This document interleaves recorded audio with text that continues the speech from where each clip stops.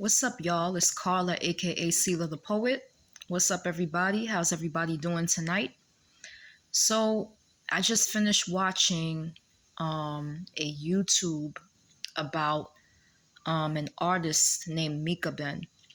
So, I have a younger sister who's half Haitian, and I grew up when I was living in Queens growing up. I went to a Catholic school, and most of the Catholic school had Haitian people there. A lot of my elementary school peers were Haitian. So I've been exposed to the culture. One of my best friends, Kat, she's also Haitian. And I also met a Haitian coworker a couple of years ago who put me on to Haitian music, compa, zouk, and all these, Haitian food, and I've been to Haitian parties, and it's been, it's a very, very flavorful and enriched culture. And they also have kind of a kick ass history, too, being, I think, one of the first West Indian countries, I think, to get their independence, if I'm not mistaken. But yeah, so I was watching a YouTube of Mikaben, and he was a Haitian singer, and he basically collapsed on stage and passed away. And I was watching his memorial service, and I was watching his wife, just talk about how they met, and just hearing, the artists that came out to support his family, and also sing one of his, I think, songs. And what touched me about it is just the strong ties to the culture, to the Haitian culture. That really, really resonated with me. Um, I think that heritage is very, very important. I have spoken before about my heritage. I'm Afro Latina. That's how I identify myself. Um, Born to a Jamaican mother and a Afro Puerto Rican father. And now that I went on Ancestry.com, I'm also finding out more roots about my family, also coming from the American South, as well as Native American ties. So, there's so many things that make up who I am, but I just have some deep thoughts about heritage and about culture and about these different things. So, when a couple of years ago, I started doing Black history lessons with my kids at home.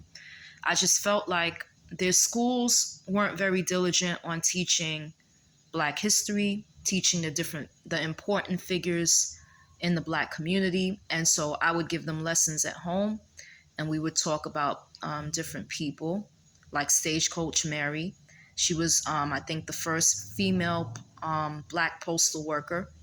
And just like, just different people that, you're not going to learn about in schools. We live in America, and in America, unfortunately, there is a lot of legacy of white supremacy here. This country was a colonized country, and, you know, there's just basically an imbalance when it comes to representation, when it comes to um, just life and the shared life experiences between European people and minorities. And, you know, it's just been deep for me. I started a process of deconstruction, a couple of months ago. And deconstruction, for those of y'all who don't know, is just a distancing of yourself from religion. Religious aspects maybe of your individual faith, and the things that, the way that you practice, your faith and what you believe. And I took a deep dive into Christian history and just learning about, slavery and, the European influences on Christianity, I just started distancing myself because I just found out a lot of horrible history, and I can't pretend anymore or let it slide about the different historical things that happened. And I just wanted to distance myself from the religious aspect of, how I practice my faith. I just feel like as an African American, Latina, and a minority living here, we're living here in America, which is supposedly one of the greatest countries in the world, according to the rest of the world and conditions and capitalism and all of that, which, that's a subjective opinion. But as a Black woman, I have to live in a country that is under colonization and is drowning in white supremacy. The very language, English, that I speak, it's not my language. The very language that some of my Puerto Rican ancestors speak, that's not their language. The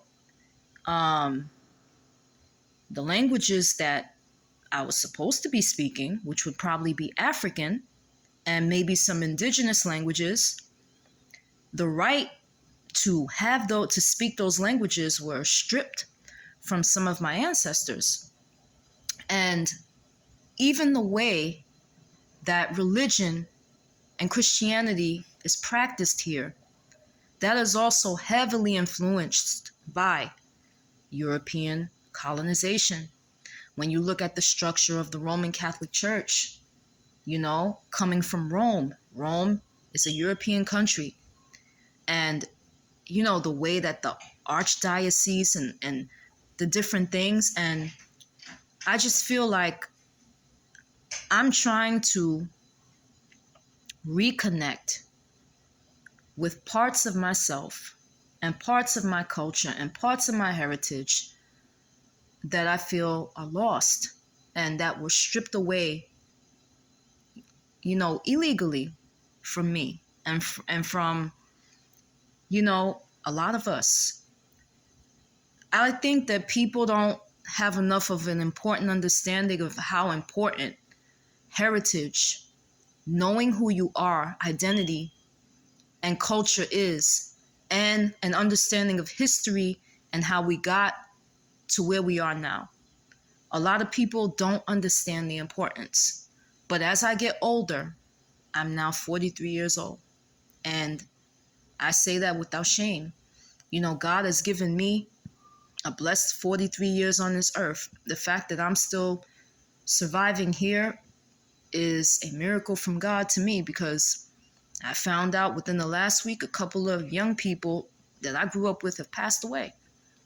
So each and every day that we're given is a blessing and a gift. And I think that people sometimes they don't pay attention to what's really, really, really important. We're all living here. We all have a level of self-colonization, when it comes to the way that we live our lives and all of that. And I want to reconnect with the African roots and the indigenous roots and the other parts of myself that were stolen from me. I want to reconnect, and I want to find my own way to worship Jesus Christ and worship the God of heaven and earth without having European influenced colonization that fuels the way I express my religion. And these things, a lot of people are not going to understand where I'm coming from.